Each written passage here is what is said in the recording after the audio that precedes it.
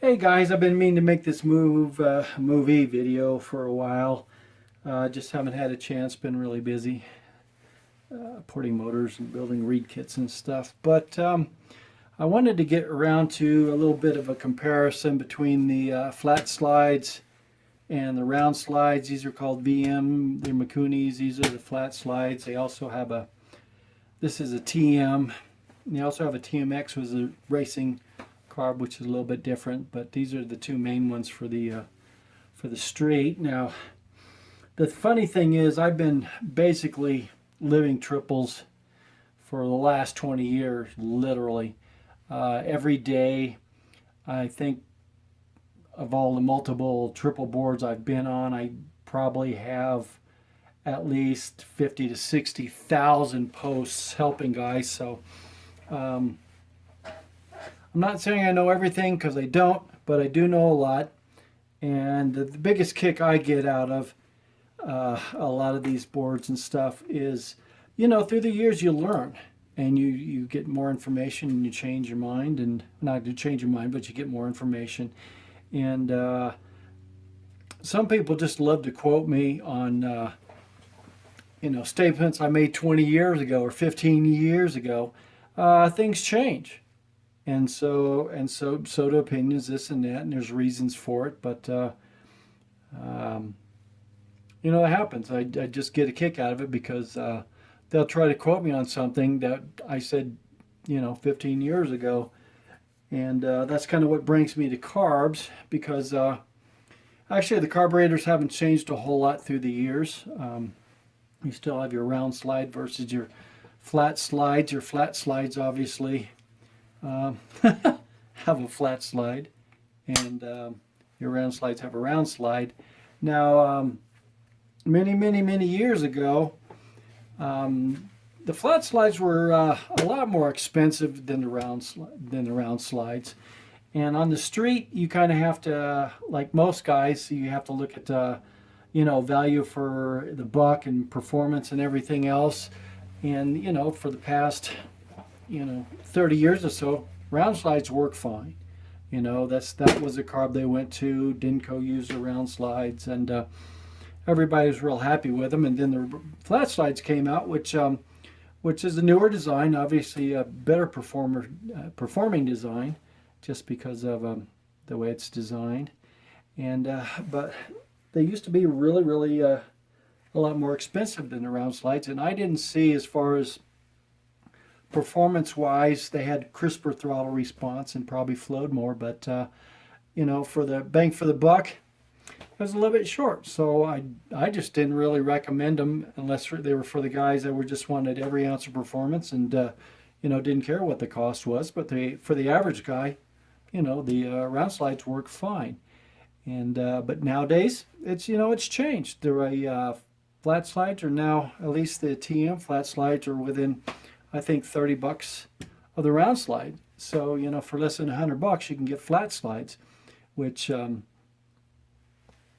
could recommend now because the price difference is not that great.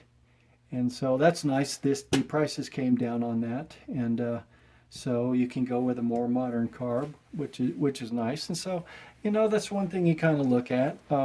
This is especially, I call it critical, but advantageous for guys who like to run the piston port motors.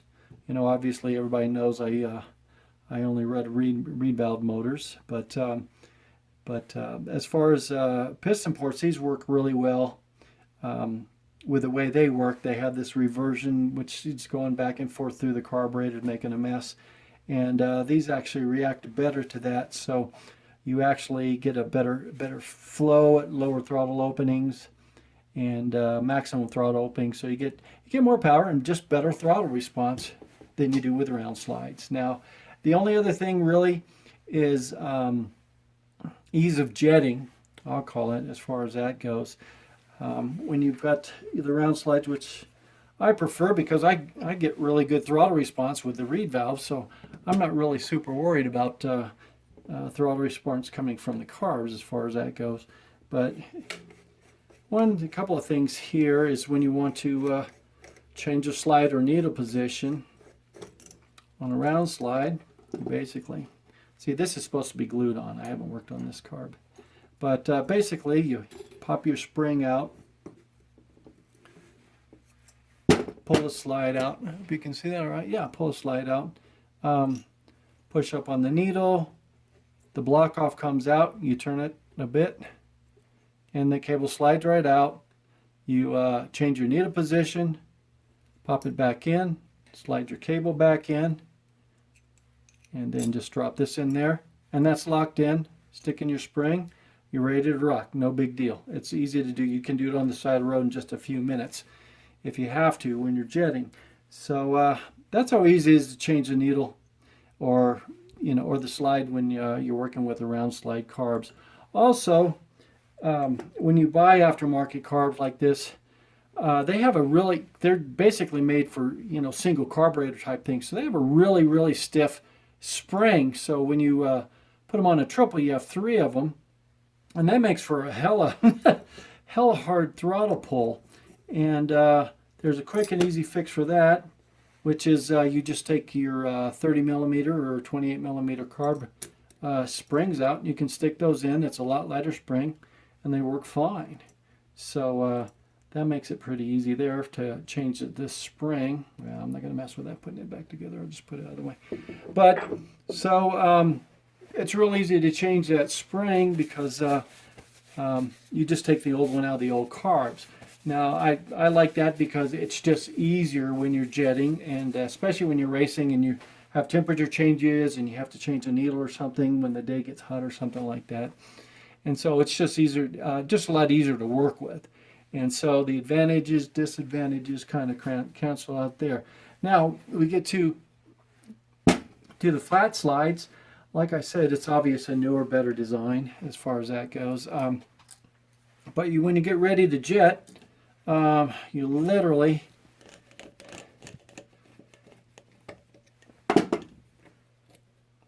have...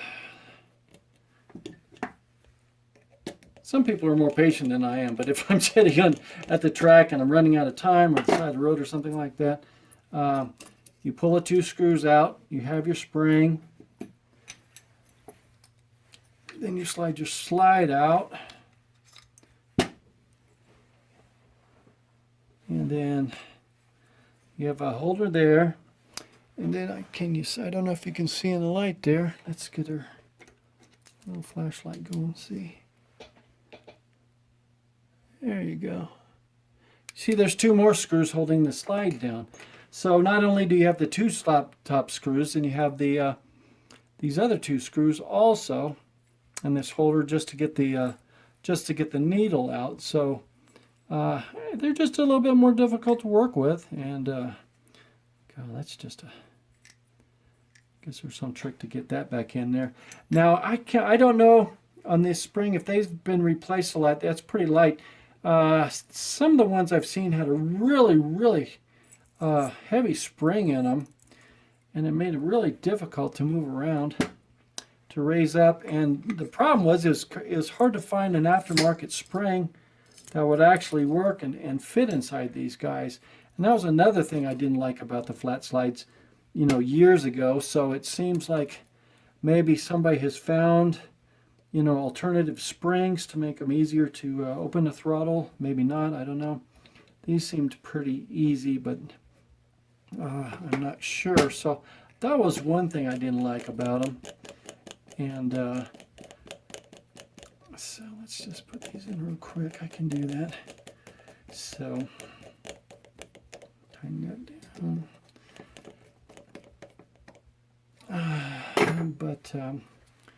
So that's kind of the difference here between the 2 carbs. And so things change, and like I said, I get a kick out of these guys that just like to he doesn't like this, that was years ago. Things do change. So if you want to run flat slides nowadays, hey, that's great. It's